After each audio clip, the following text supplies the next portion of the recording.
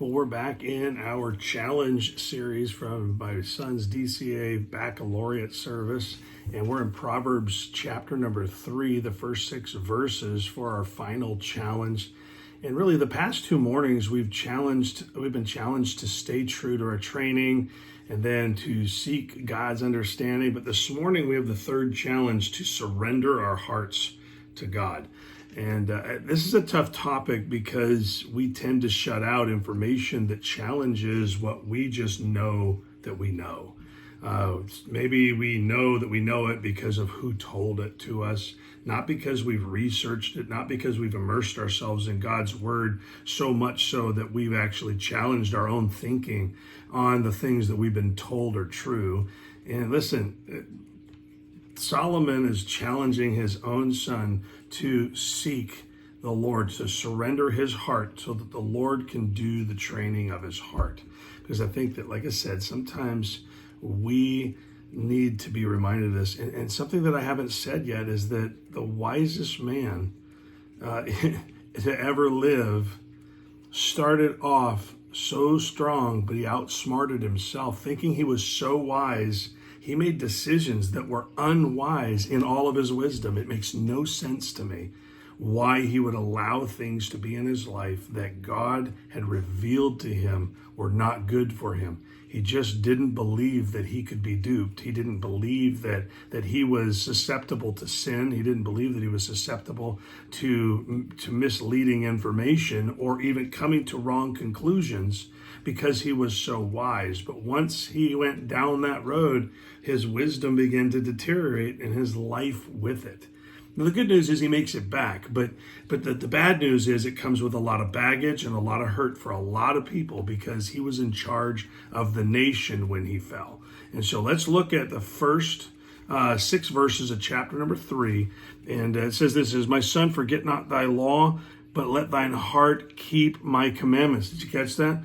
Don't forget my law. Let your heart stay true to the commandments. For length of days and long life and peace shall they add to thee.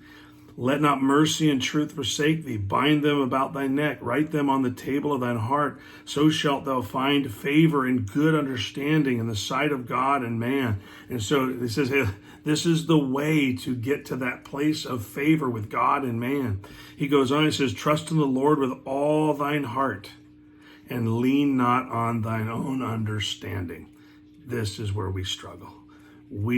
I trust you, Lord, but then we lean on our own understanding instead of his. Look at this, verse number 6. "In all thy ways acknowledge him, and he shall direct your paths."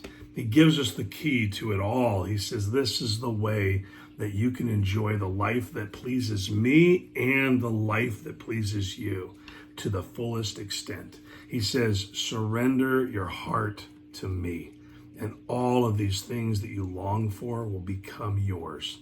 Do it my way. Let your own understanding fall by the wayside, and let only my understanding prevail. This requires us to challenge ourselves a little bit. We have to turn our hearts to him and enjoy his leading instead of leading ourselves. And so let that be an encouragement to you to trust the Lord completely. So stay true to the training. As you learn, stay true to it. Listen, not only do we have to stay true to our training, but we must seek God's wisdom. And then finally, we must surrender our hearts to him. There's a lot of people that know a lot of things about God, but they just don't do them. And so let these 3 challenges be an encouragement to you. Stay true to the training. Seek godly understanding. And then surrender your hearts to him fully. Hey, listen, I hope that helps. I want to invite you to the Journey Baptist Church tonight at 6:30. We're continuing in our study in the book of Romans. We're in chapter number 5, the second half, and I think it's going to be a blessing for you. And so I encourage you to make time to be in the house of God tonight for study at the Journey Baptist Church. We hope that you will have a wonderful rest of your day.